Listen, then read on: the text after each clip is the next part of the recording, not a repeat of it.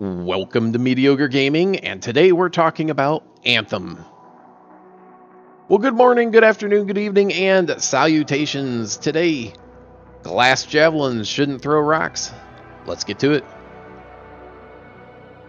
Alright, so the interceptor I wouldn't necessarily call a glass javelin, but the storm is certainly more of a glass cannon, and the interceptor is very lightweight, so low on the armor and higher on the DPS. So in a way, it is a little bit more fragile than, say, the Ranger or the Colossus.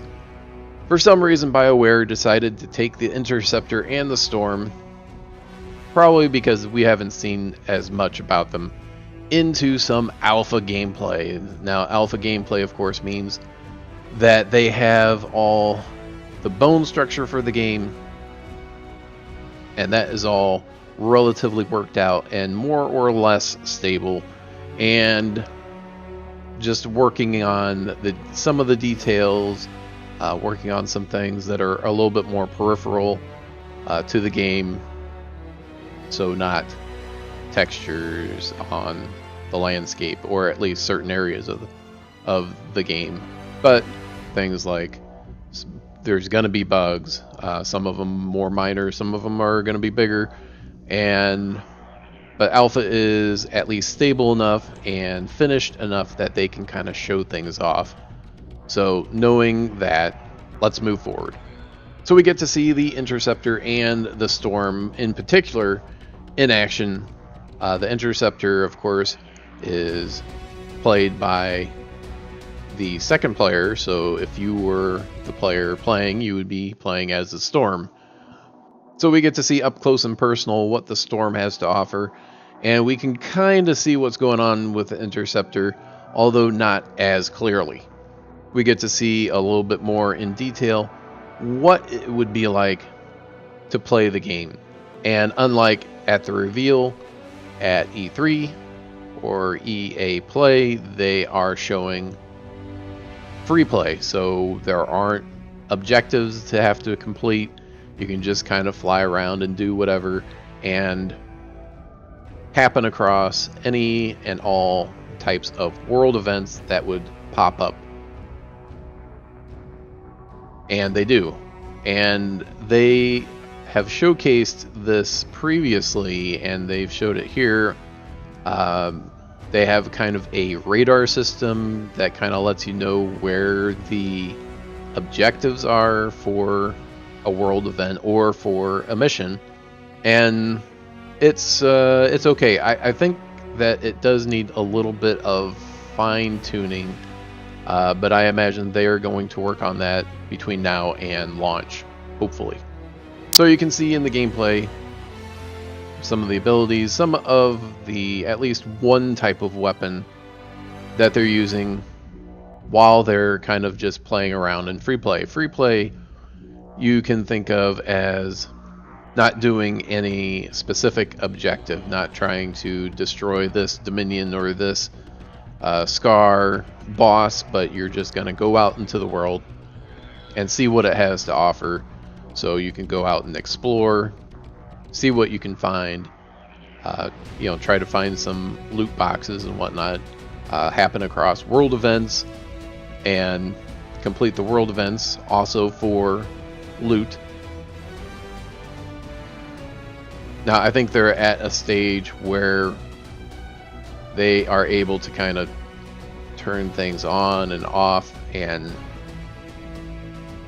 hopefully they are going to let us know about how things happen here in the not too distant future. All the loot boxes that I've seen, so world events and whatnot, you get like weapon parts or armor parts, and not so much weapons or armor itself, or gear mods I should say, since armor is mainly cosmetic. So yeah, so getting the loot and having it be, it's just another weapon part. How important are weapon parts, and how important are these armor pieces and whatnot, in terms of upgrading and crafting?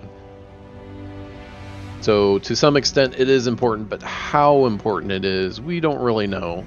And we may not know until the open or closed beta or until the game launches.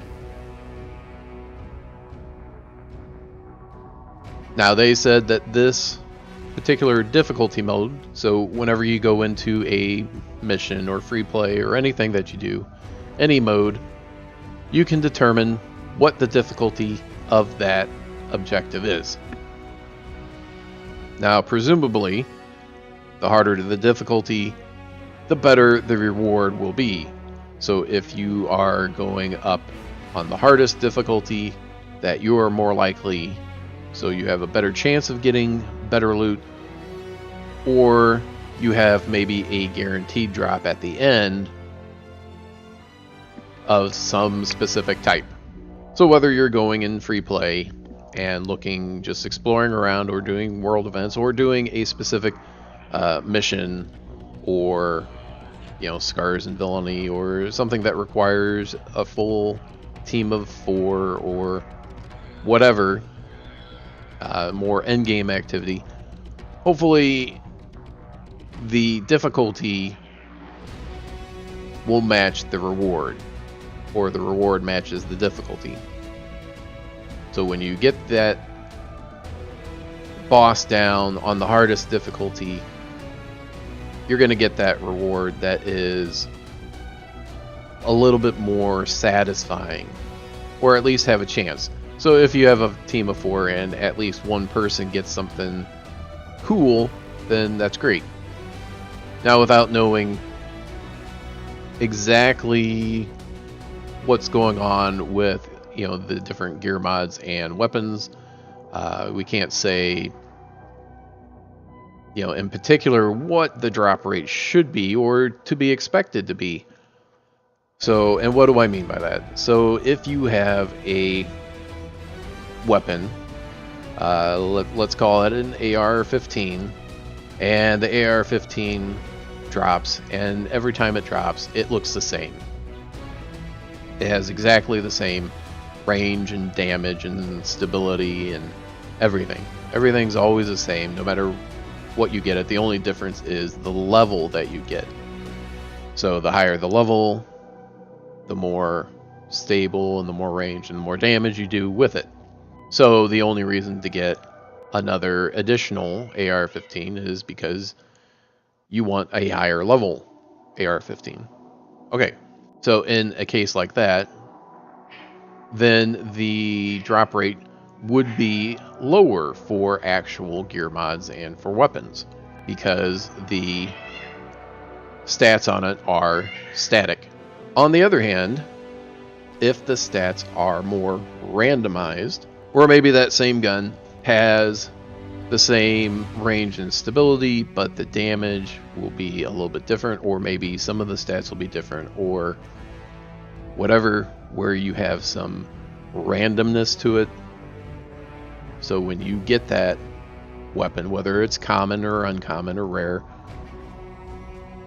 that every time you have to actually look at the weapon or gear mod and say, oh, that's a little bit better than what I have, even though it's at the same level. And then you have a really awesome roll on a particular weapon, and then you need to upgrade it, and you can upgrade it to a higher level by using weapon parts or pieces or whatever that you get throughout free play. Then it would make sense that these weapons would drop a little bit more often. So you have more loot dropping with more randomness in the rolls and types of weapons that you get, or fewer drops, but you're guaranteed certain stats on the gun. Now, I kind of want to say that they're leaning more towards the randomness of it, that they're not just relying on the rarity of the item itself. So if you get a legendary or above weapon, if it's static, then it truly will be very rare in order to get one of those weapons, if they are more randomized in the stats, then you're gonna be more likely to see them, at least slightly more likely, but you may not have a good roll on it. So you could say, oh, I got Xeric's Charge. You're like, oh, you got Xeric's Charge? It's like, yeah, but it only has blah blah blah on it. And you say, oh, well, at least you have one. You're like, yeah, it's pretty cool. I'd really like to have. So it's also an additional reason to continue to play. Because you may already have a particular weapon, but you're looking for something that has a little bit better rolls on it, a little bit better stats. All right, so throughout the alpha gameplay, you can see it's a little bit different than the original reveal at the E3 and EA play. You had a full team of 4 there. This was just 2. They had specific objectives. They had that raid-like mission that they were doing. Now they stronghold, a stronghold mission. So they were assaulting the stronghold, and they were going through and doing particular things to get to that boss and defeating the boss. They're just kind of playing around, tooling around, exploring. And the EA play, the stronghold, everything was, it just kind of it felt a little ramped up, where everything was just flash and bang and lots of explosions. And this is a little bit, I want to say, more, not mundane, but a little bit more like you would expect a adventure game to play out. Sci-fi adventure. So, although it may be a little bit less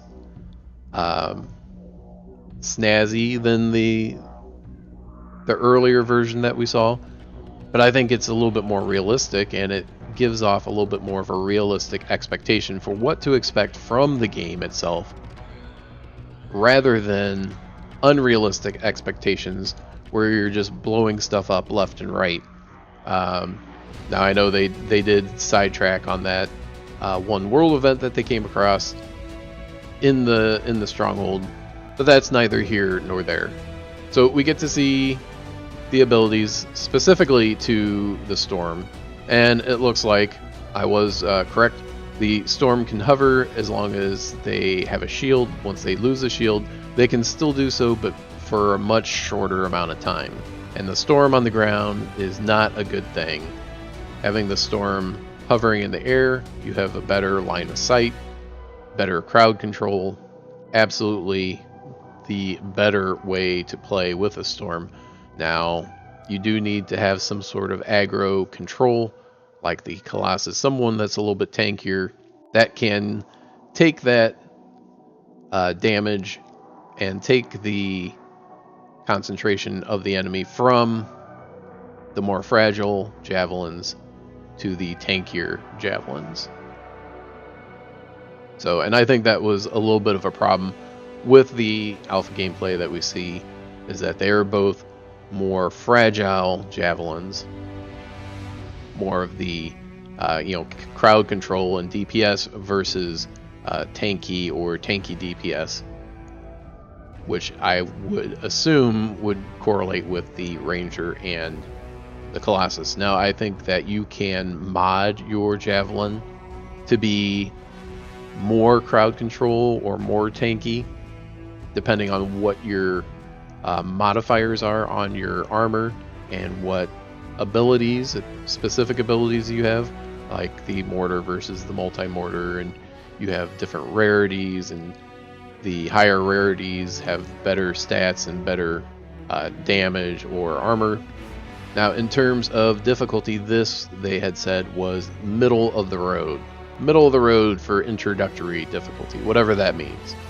So I don't know if they're going to do like a easy, medium, hard, or start off with easy, medium, hard, and then have an extra difficulty later on, or if they have 4 or 5 difficulty levels and the first couple are recommended and then the others are for hardened Anthem veterans.